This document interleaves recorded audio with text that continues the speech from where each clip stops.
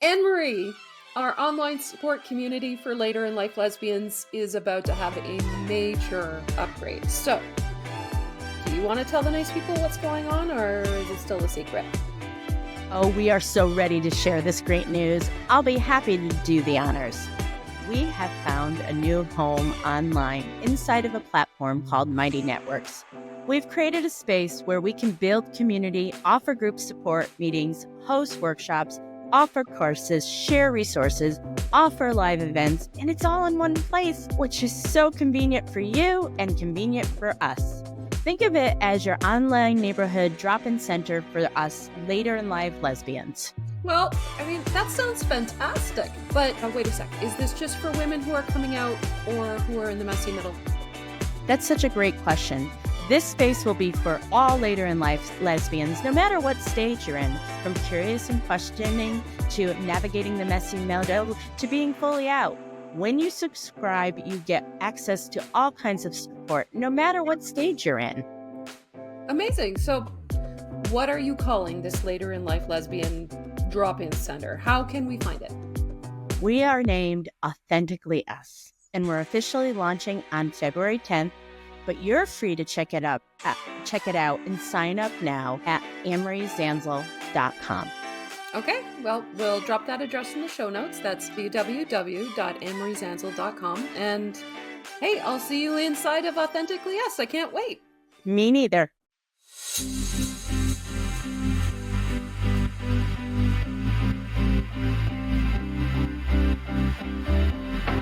Hey, queer friends and allies.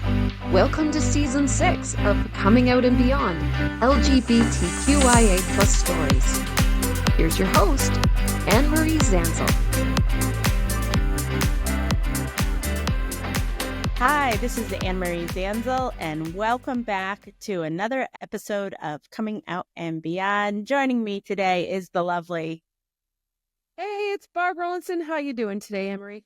I'm doing good. And we're going to do part 2 of our episode about everyone's favorite topic, guilt and shame.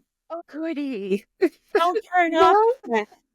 Don't turn on this podcast, because guilt and shame can be greatly reduced when we talk about it. So and I know, like, we laugh because in our groups, attendance always goes down when we talk about guilt and shame, because people don't want to face it. People don't want to talk about it. Yeah. But we're giving some real practical tips today about following up on last week's episode on how to deal with it and how to work through it. So, Barb, what's the first thing somebody needs to do when they realize they are experiencing guilt and or shame? So last week we talked about making a distinction between guilt and shame. So Absolutely. I think that is a great first step. Mm-hmm. Then looking at what caused you to get there in the first place? What were the actions? What were the behaviors that caused you to feel guilt or shame, if there were actions or behaviors behind it? Because as we know from last week's episode, it's not necessarily about something we did. Sometimes it's about messages that we have learned and internalized, right? And right. So that would be the first thing, I think. Absolutely. And a quick refresher is guilt is I have done something wrong, while shame is I am wrong. There is something intrinsically wrong with me. So when we start looking at what Barb was suggesting, she was saying, identify the specific actions or behaviors that are the source of guilt and shame, and think about how they align with your values and beliefs. So usually shame and guilt come from when something doesn't align with our values or beliefs. That's right. So last week we were talking about how tricky it is for later in life folks, because a lot of times we do have very strong values. I think Barb and I had a value of you make your marriage work no matter what. Mm-hmm. Yeah, that's the idea is you're supposed to do it once, right? Absolutely. Mm-hmm. And so before we started this journey, we believe that you made your marriage work no matter what. Both of us don't think both of us, when we acknowledged that we were gay, neither one of us were trying to make our marriage work after that. Once we realized that we were gay, both of us were like, I just can't be married anymore to a man. But we find that a lot of people realize that they're gay, and then they start the bargaining process of trying to make their straight marriage work, because one of their values or your beliefs is you make your marriage work no matter what. And so they do things like open their marriages or practice polyamory, which sometimes is not aligned with their values. And so the guilt and the shame from all of those confluence of events, from wanting to be with a woman, trying to make your marriage work, you're all of a sudden in a open marriage or a polyamorous marriage, and you may have wanted it, but you feel like shit. Right. Yeah. Right. Exactly. Let's not forget to the folks who want to make mixed orientation marriages work. Right. They're part of that. Yeah. And it's like those values that they have learned, usually at a very like tender and impressionable time in their lives, they accept them as like the absolute truth. Absolutely. And maybe for some people they are true, but it's not aligned with who they are. So, correct. So that is a different type of bargaining that we occasionally see. Right. Well. Right. So, and so this is where I think the question I would ask when if I was dealing with my guilt or shame is, I would throw in another question is, does this align with my values of who I want to be? Like, are my values being pushed against because I am all of a sudden thinking of divorcing my husband that I've been married forever. And now it's a time to ask ourselves, is it time for me to reassess my values and realign my beliefs with the life I want to recreate or who I am as a person today? And that takes a lot of bravery. And it takes a lot of self-compassion. Right. I think we talked about self-compassion in our last podcast about this topic. And folks, let us allow ourselves the grace to change, the space to change. Like, I'm not the same person I was when I got married. I got married at 23. Right. Or 25 or 20 or 18. We are not the same person. Even a lot of later in life women that we worked with often get married in their 30s because they're like, yeah, this isn't working for me. But they hit their 30s and they're like, oh my God, I got to be married. And so they get married, and sometimes it works okay. Sometimes it doesn't. And then we have to start really assessing the situation. So examine the facts of the situation. Maybe consider if, is it appropriate for my guilt and shame? Is it fitting the facts of the situation? Is it appropriate and warranted given the circumstances?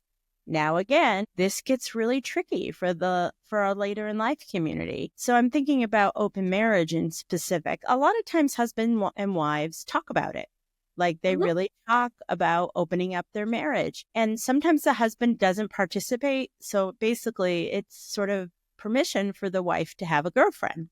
Right. And a lot of times there's a lot of guilt and shame about it because they're in a relationship with somebody else. They're married to their husband. They may not talk to anybody about it. They only know they only know their girlfriend. And so that elicits a lot of guilt and shame. But this is a conversation that you and your husband have both agreed to. And is the guilt and shame warranted in that situation? Yeah, if everybody's a grown-up here and we're actually having a conversation about it and have agreed to try something, I think that, if you're a woman who is finding yourself in this position and you're feeling guilt about it or you're feeling shame about it, remember that your husband is a grown-up man with his agency, and he can decide what is tenable to him or not. Right. So if he decides in that moment that he's okay with it, maybe not everybody's happy, because, by the way, this is a stressful situation too. Well, and it's also, Barb and I are very outspoken about this. It's a Band-Aid. It's not going to last forever. It's not meant to. No, I don't think it is. Right. It's not. And sometimes a Band-Aid can last a very long time, 6, 7, 8 years for some people, but it is a Band-Aid because the woman is getting her needs met and being in the romantic relationship and maybe having her sexual needs met, but also her emotional needs met and her intellectual needs met. And the relationship with their husband may still be ongoing. Sometimes the girlfriend knows the husband, but it's very complicated. And so guilt and shame arising from that is pretty typical. And if one of your values is, in my monogamous marriage, I am going to stay faithful, that butts up against that value.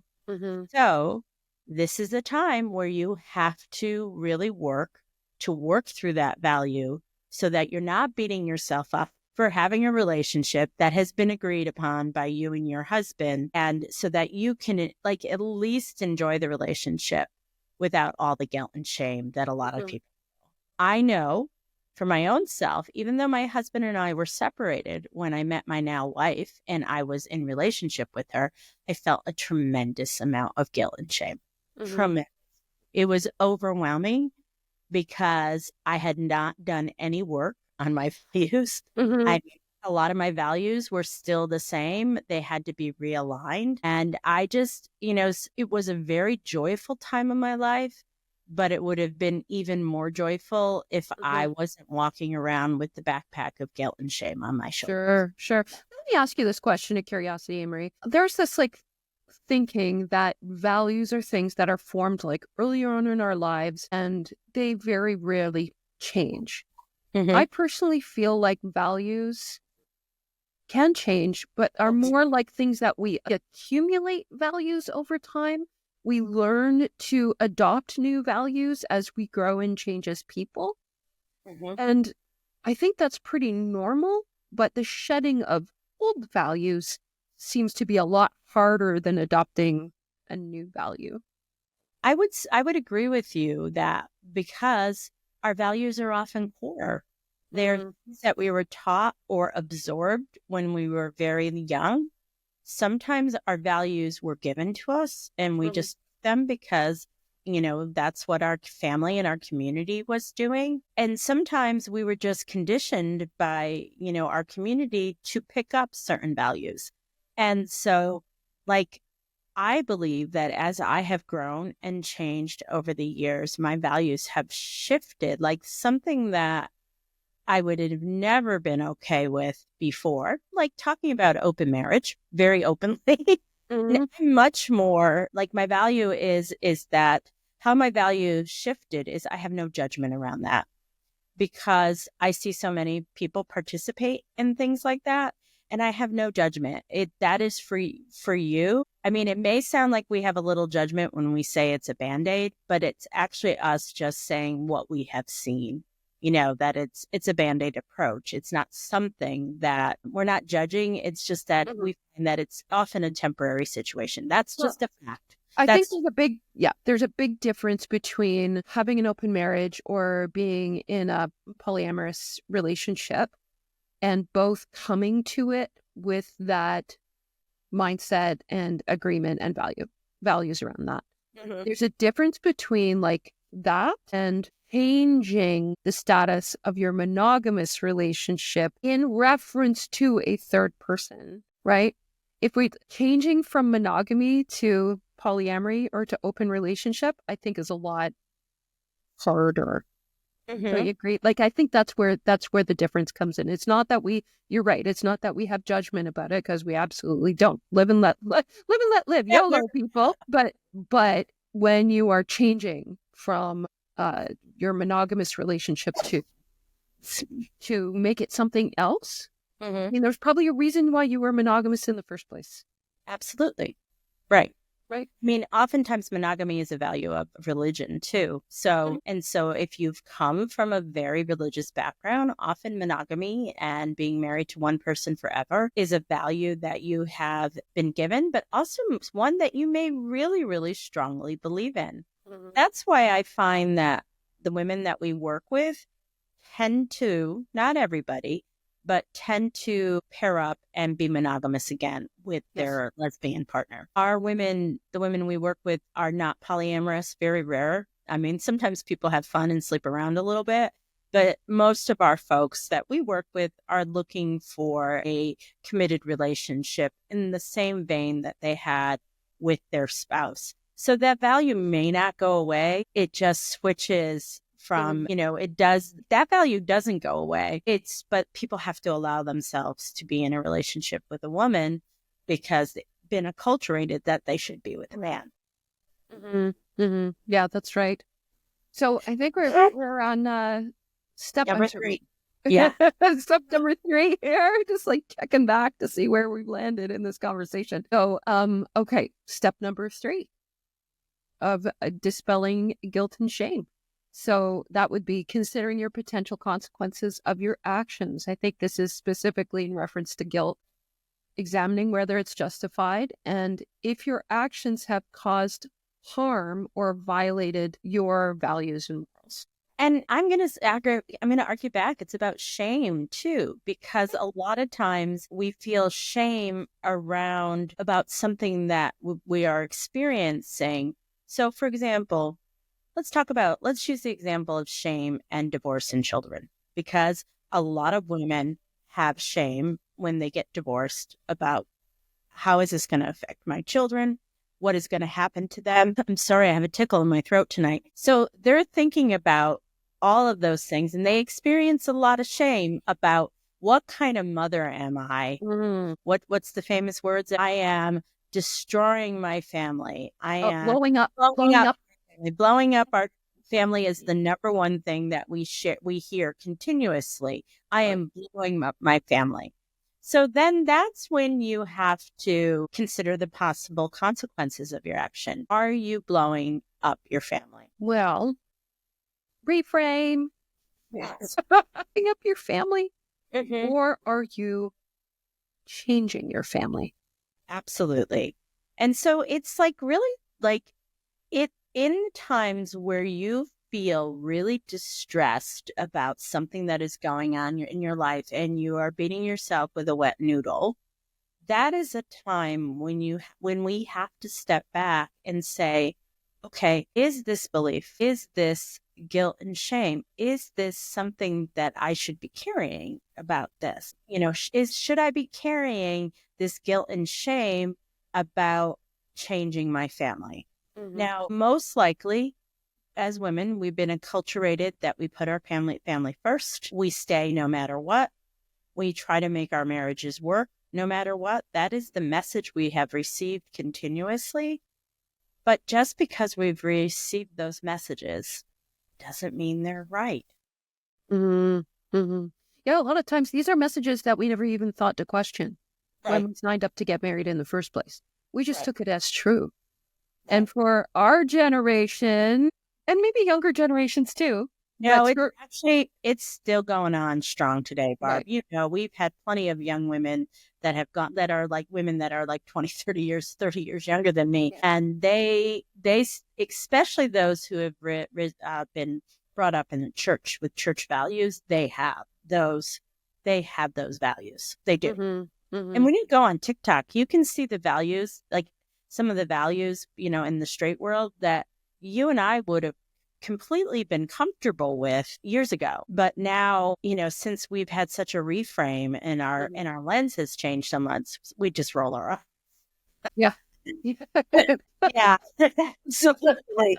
But we see it in a different light now because we've done the work to rework our values. So the next thing is to be really thoughtful. Reflect on your thoughts and feelings and take a look at those thoughts and feelings that are accompanying the shame or guilt. Are they real or are they distorted? And everything we're mentioning here are basically the different flavors of the same question. They are. They are. I think a great way, and I think we touched on this at the last time, but it bears refreshing. Mm-hmm. If we are finding ourselves, so how do we recognize if we're having a distorted thought? Mm-hmm. Well, one way is if we are using extreme language around that thought. Like, I'm blowing up my life. I almost said that in tandem. Yeah, I ruined everything. Or if it's extreme statements that sound like I always, I never, right. like anything that is really skewed to an extreme. Mm-hmm.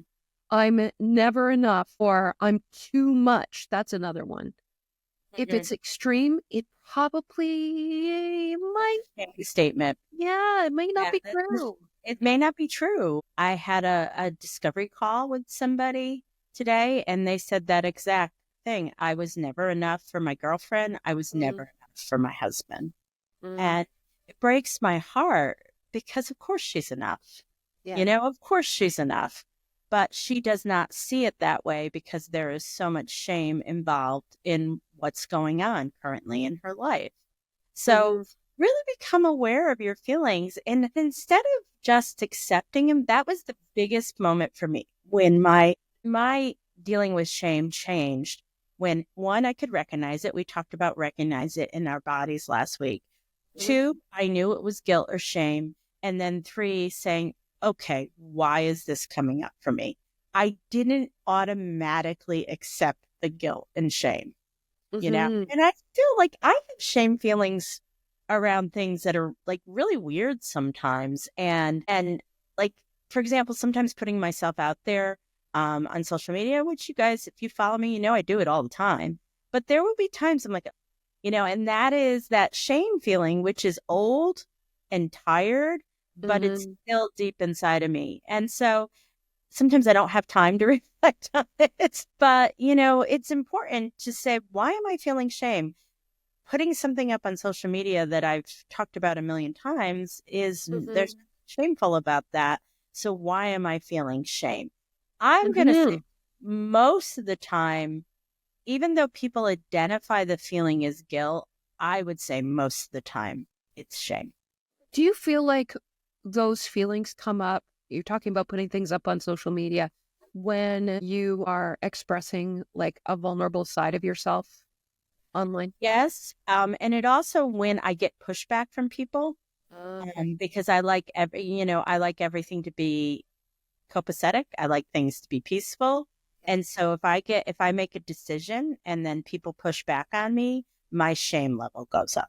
And so that's happened to me a couple times because I have a couple of large Facebook groups, and that's happened to me a couple times. The first time it destroyed me because I didn't know what I was dealing with. You know, it was what was going on in that Facebook group, but it was also my deep-seated shame about a lot of things, and it just hit my core wounds, and boom, you know. And it hit a bunch of core wounds, not just one. This time around, when it happened, it was a very quick process. It was about a day or two, and you know what I'm talking about. Oh, I do. Yeah. Yeah, I was a day or two, and I talked to Barb about it, and I talked to some other people about it, but mainly I talked to Barb about it, and we sort of figured out what was going on for me. And as you can attest to, I haven't talked to you about it since. So I'm fine now. But I'm going to say the first time it happened, it took me a couple months to get over. This time, it took me 2 or 3 days. So, well, something I'm hearing you talk about now is your approach is different. right. You're approaching it with curiosity. Like, I'm feeling shame about that. That's weird. I'm feeling shame about this. I wonder what that's about. And I think that is a very healthy way to start thinking about shame. I really do. And I think that's the key. I think that's when, as I've said, that's when everything changed for me. And ironically, number 5, Barb, says, seek feedback from trusted individuals. We are so ahead of ourselves. Oh my God. I know. Talk to trusted people such as family, friends, or a therapist to gain perspective on the situation, whether or not the guilt or shame is justified. Yeah. Okay. Yeah. I did that. I honestly, when we were just talking about that, I hadn't looked at step 5 yet. And so that's what I did.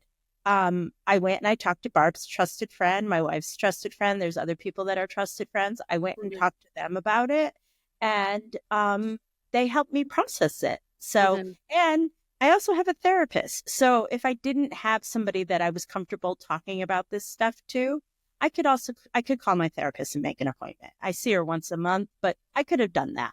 Can we just talk about the distinction between getting support from your friends and getting support from a therapist or coach? Because both of those things are incredibly valuable. Just know that when you go to your friends, they may or may not, depending on who they are. And I don't know, maybe you're friends with a whole bunch of therapists. In that case, you got the best of both worlds in one person. But your friends tend to be your cheerleader. They are your gals who pump you up, right? Okay. Or you are coming out as gay, all your friends are straight, and their perspective about everything that's going on in your life is coming through a straight lens. Yes. Their advice may not be what you need in this moment. Friends tend to, like, if they're truly your friend, they're going to want to be on your side, and they're going to feel like extreme feelings right alongside with you. They're going to get mad. They're going to get sad. They're going to get indignant. And those things are like shows of solidarity. And those are like great qualities in a friendship. Somebody who's just always going to have your back no matter what.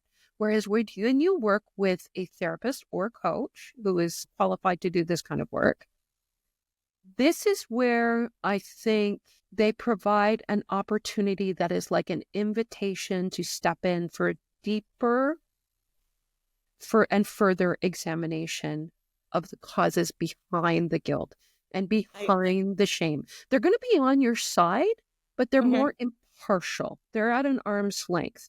They're not as emotionally invested as your friends are, right? So there's more objectivity, and they'll be able to ask the right kinds of questions to help get you thinking about the root causes of your shame and your guilt. So again, both of those things are valuable, but consider if it's the deeper work that you want to do, getting more professional guidance. JMO. Absolutely. And also, too, I mean, Barb's a coach. So I have a friend that happens to be a coach who also knows me very well. And so, like, be going to Barb was really the best of both worlds. Because I had a friend who had my back, but I also had somebody who had the professional experience. And she did ask some very non-friend questions, more of a therapeutic coach question. So then the next step in this is determine whether it's justified or not. And if you can't figure that out on your own, then it is time to have professional support, whether it's a therapist, whether it's a coach, someone who can help you work through those feelings so that you are not frozen or fleeing or fighting off one, because those are all trauma responses. And oftentimes shame and guilt can bring up old trauma responses to us. Yes. So many times we hear women say, I'm just stuck. I can't make a decision. I can't know what to do. And that's because a lot of times the guilt and shame that they have felt around everything they're doing by questioning their sexuality, maybe in a relationship outside their marriage, maybe considering divorce, everything is butting up against what they thought they believed. And so they're frozen. They're just frozen in fear because they don't want to go backwards, but they don't want to go forwards. And so that's when you need somebody to help you get unstuck. There's several kinds of trauma responses. Whatever they are, all of them have developed, usually when we're younger, to protect ourselves. Absolutely.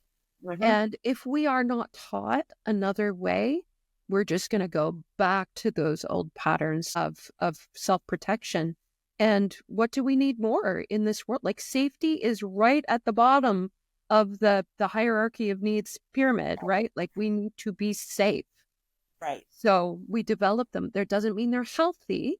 It made me talking about Band-Aids earlier. Often our trauma responses are a Band-Aid to get us through an event or a difficult situation. But ultimately, if we can do the hard work, and it is hard work, let's not sugarcoat it. It takes time. Well, it is hard work, but it is so freaking worthwhile. Oh my Like, gosh. and you're not going to die. It's hard work, but you're not going to die. And it is so worthwhile because on the other side, you're so much more happier and grounded and peaceful. And also, too, I think Barb and I, because a friend of mine has a Facebook group called Coming Out Clueless. We were pretty much clueless because, believe it or not, 8 years ago, there was none of the resources there are now. None. Yes. We were flying by the seat of our pants. There was one Facebook group at that time. We were flying by the seat of our pants. And I know I went into my trauma response mode my ex-husband was really hard through the divorce process. And it just brought up all my old stuff that, of course, I have dealt with. I mean, I had been in therapy for 12 and done CPE, clinical pastoral education, become a chaplain for 12 years before that. So I was a pretty grounded, pretty self-aware person, but it was so intense that I just went into my trauma responses. And a lot of the decisions I made during that time were directly in correlation to the trauma I was experiencing from people that I loved. Exactly. So if, you're thinking of looking at your trauma responses and realizing that they're not the healthiest ways of coping, again, this is where let's embrace a little self-compassion because our attachment styles and our trauma responses are not our fault. They are resulting from events and circumstances that happened to us at a time where we had no control over things, usually when we're quite young. They're not our fault, but guess what? They are our responsibility. So once we start becoming aware, then I think we have a responsibility to ourselves to do this kind of work. And I want to reiterate, yes, it's hard. And I want to support you in your perspective on this. When you start to do that work, for me, it was like a cement block being lifted up off my chest.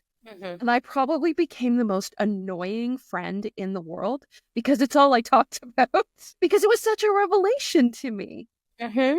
Right? Absolutely. Yes. Like to be relieved from the burden and the chains of these old patterns. So the very last step is, what are you going to do about it? So if it is just truly justified shame, like you've made a big mistake, then that's when you maybe make amends. You can make amends in person. If it's too hard for you, a lot of folks in our communities often write emails or letters because it lets them get out everything they need to say without being interrupted or being caught off track. So deciding whether it is justified, and again, with a little asterisk after this, is if you're going through the coming out process, give yourself some time and perspective before you start apologizing all over the place. Because time and perspective, that justified shame will most likely, on most of the things, will change into, oh, that really was unjustified. I shouldn't have been feeling shame and guilt about that. I'll give you an example. When I wrote about this in my book, when I was coming out, one of my memories is the summer when I was 14. Barb's heard this a million times. I kissed a boy for the first time. It got filed in a pleasant little memory of a 14-year-old girl kissing a boy. I also had my first quasi, sexual experience with a girl that summer, and I was 14. That got filed away as shame. And now I realized it was such unjustified shame because what I was doing was very normal for a little lesbian. And it wasn't until I went through this process that a lot of times we talk about buckets or files, like things that our clients put in one file as something shameful and bad. They decide as they have gone through this process and gained perspective, like, wait a minute, why am I carrying around shame around this? Or why am I carrying guilt around this? And so, like, and I also had some guilt. The girl that it happened with was like a year younger than me. And I'm like, oh my God, was I a pedophile? Right.